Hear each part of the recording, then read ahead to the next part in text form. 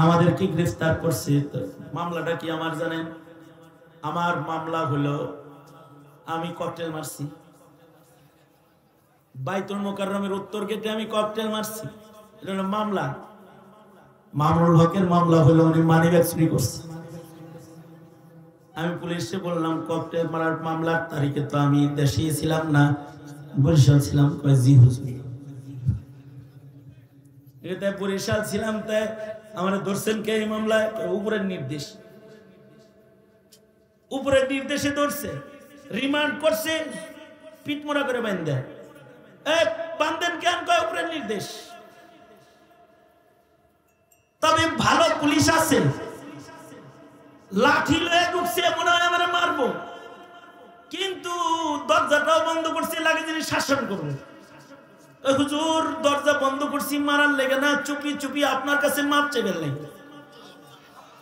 হাতটা ধইরা জড়ায় ধইরা বলে, উস্তাদ জি আমার হাত পা বান্দা, এই জন্য আপনাদেরকে আটকায় রাখি। যদি ক্ষমতা থাকতো তাহলে আপনাদের মতো আলেমকে এখন তালা খুলে ছেড়ে দিত। এদের হৃদয়ের রাজ্য ভালো, এদের হৃদয়ের ভেতরে আছে তাকওয়াল্লাহ। কিন্তু পুলিশ যত বাড়বে, বাহিনী যত বাড়বে, তত বেশি নৈরাজ্য আসবে। আল্লাহর রাসূল ১৫০০ বছর আগে এগুলো বলে গেছেন। আল্লাহর রাসূল বলেন এমন একটা সময় আসবে যখন বিচার বিভাগ বিক্রি হয়ে যাবে। বাইআল হুকমি, বিচার বিভাগ বেচা কেনা হবে। অর্থাৎ বিচার টাকার পাওয়ারে বিচার হবে, ক্ষমতার পাওয়ারে বিচার হবে, ইনসাফের আর আদালতে আদালের বিচার থাকবে না, ন্যায় বিচার থাকবে না। আল্লাহর রাসূল বলেন ন্যায় বিচার প্রতিষ্ঠা করার জন্য যদি মরা লাগে তাহলে মরবি, কারণ ন্যায় বিচার প্রতিষ্ঠা না হলে এমন জীবিত থাকার চাইতে মরা ভালো। ন্যায় বিচার যদি না থাকে তাহলে নির্দোষ মানুষদেরকেও ফাঁসি দিয়ে দিবে। ন্যায় বিচার না থাকলে আলেমদেরকে জেলখানায় বন্দী করে ফেলবে, দাড়ি টুপি দেখলে জঙ্গি বানায় সাজায় লয়ে যাবে। ন্যায় বিচার না থাকলে বিচারপতি নীতির কথা বন্ধ করে দিয়ে হুকুমের গোলাম হয়ে যাবে। আল্লাহর রাসূল বলেন ন্যায় বিচার প্রতিষ্ঠা করার জন্য মরবা দরকার, কিন্তু জুলমের বিচার জমিনে চলতে দিবা না। ওয়া ইস্তিগফাফাম বিদ্দামি, আল্লাহর রাসূল বলেন একটা সমাজ আসবে যখন রক্ত সস্তা হয়ে যাবে, তোমরা রক্তের দাম প্রতিষ্ঠা করবা। এক ফোঁটা রক্তের দাম আছে, মুসলমানের গায়ের রক্তের অনেক দাম। মুসলমানের গায়ের রক্তের এত দাম যে এক ফোঁটা রক্তের মূল্য পরিশোধ করা সম্ভব নয়। এ কারণে মুসলমানের জান মালের পাহারাদারি করাকে ইবাদত রাখা হয়েছে। জমিনে যে অহরহ খুন খারাপি হয় এটা হতে দেওয়া যাবে না। মুসলমানের গায়ের রক্তের অনেক দাম আছে।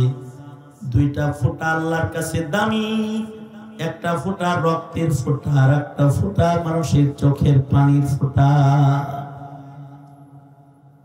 এক ফোঁটা রক্ত, মানুষের গায়ের রক্ত যদি মশার রক্তের মতো কম দামি হয়ে যায় তখন ডেলি খুন খারাপি হবে। এরকম সস্তা রক্ত যদি হয় দেশে শান্তি থাকবে না। নবী বলে জীবন দিয়া হলেও রক্তের দাম বাড়াও, রক্তকে সস্তা হইতে দিবা না। আপনারা 90-এর দশকে একটু ফিরে যান, আর এই 24 সালে এখন কি হলো সেটা একটু দেখেন। 90 সালে স্বৈরাচার নিপাত যাক, গণতন্ত্র মুক্তি পাক, এ কথা বললাম। মানুষ পড়ছে মাত্র একটা, নূর মোহাম্মদ। একটা মানুষের রক্তের দাম এত ছিল যে এরশাদ চাচা পদত্যাগ করতে বাধ্য হয়েছে। এক নূর মোহাম্মদের দাম এত ছিল, আর এখন হাজার হাজার নূর মোহাম্মদ মরে যায় কিন্তু জালিমের জুলুম বন্ধ হয় না।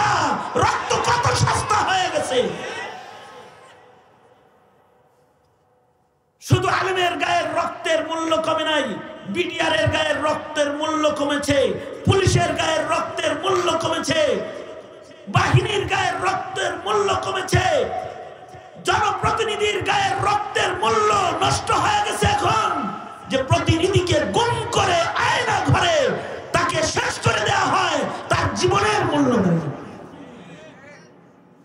আল্লাহর রাসূল বলেন এমনটি হতে দিবা না। সমাজ এমন একটা আসবে যখন বন্ধনের মূল্য নষ্ট হয়ে যাবে। দেখেন না, এখন রাজনীতির সম্পর্কের মূল্য আছে, কিন্তু আত্মীয়তার বন্ধনের মূল্যও নাই। এক ভাই আওয়ামী লীগ করে, আর এক ভাই বিএনপি করে, একটা আর একটার দুশ্মন হয়ে যায়। কাতিয়াতার রিহিম, তারা রক্তের বন্ধনকে মূল্যায়ন করে না। এমন সমাজে জীবিত থাকার চেয়ে মরা ভালো।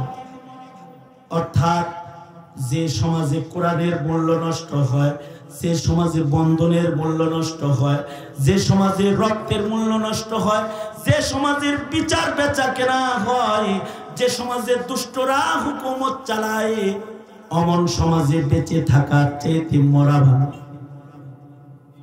যদি কেউ কালিমার উপরে অটল থেকে ইমানি মৃত্যু যদি সে আলিঙ্গন করতে চায়, তাহলে ইমানি মরণের পরিবেশ তাকে করতে হবে। জমিনে পরিবেশ রাখবেন মদের, আর বলবেন মদ খাস না। জমিনে পরিবেশ রাখবেন জেনার, আর বলবেন জেনা করিস না। জমিনে পরিবেশ রাখবেন চুরি ডাকাতি জুলুমের, আর বলবেন চুরি ডাকাতি করিস না। এটা হবে না। এ কারণে এই মুসলিম সমাজে শান্তি আর শৃঙ্খলার জন্য আবার খেলাফত আলা মিনহাজিন নবুওয়া দরকার। ঠিক কিনা? জোরে আওয়াজ করে বলেন।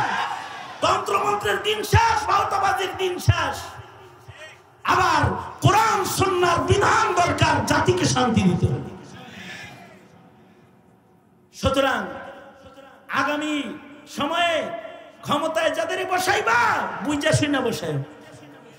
কারে ভোট দিবা তা বলবো না, তবে এটা অবশ্যই বলবো, তাকে ভোট দিবা না যে কাদিয়ানীকে কাফের বলে না, তাকে ভোট দিবা না যে নাস্তিকের বিচার চায় না, তারে ভোট দিবা না যে ইসলামের মূল্য দেয় না, তারে ভোট দিবা না যে অপরাধীর সঠিক ইনসাফের শাস্তি হুকুমতে কায়েম করতে চায় না।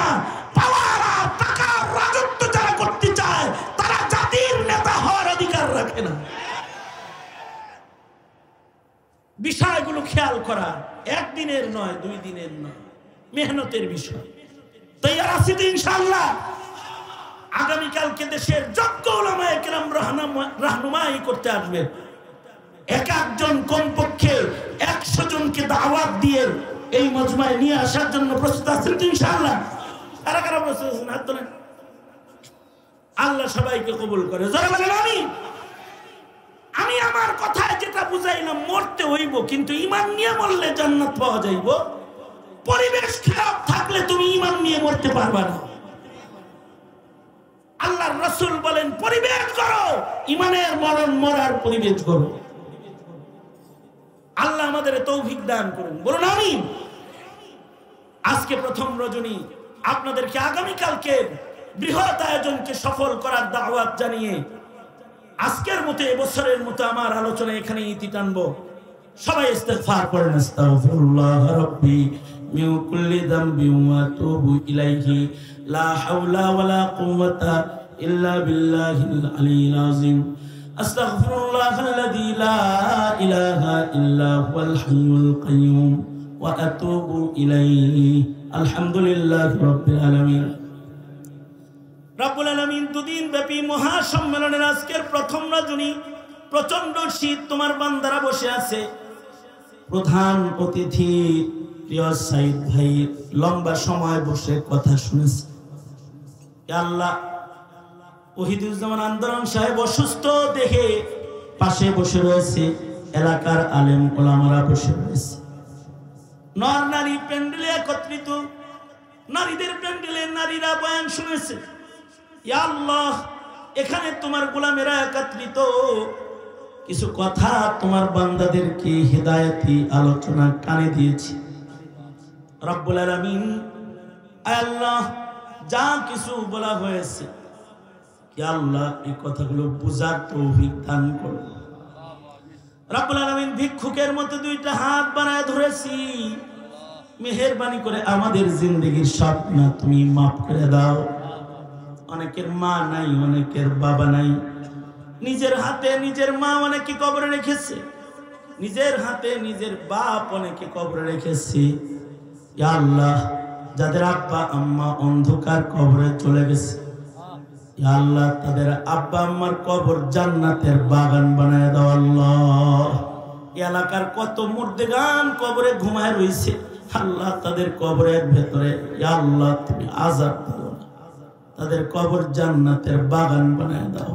এই মসজিদ কমিটির সভাপতি, মাদ্রাসার সভাপতি, এলাকার গুণীজন যারা রয়েছে সকলকে তুমি কবুল আর মঞ্জুর করে নাও আল্লাহ রাব্বুল আলামিন। ইয়া আল্লাহ পুরা পুরা মানুষ যারা আছে এদের আবু বকর বানায় দাও আল্লাহ।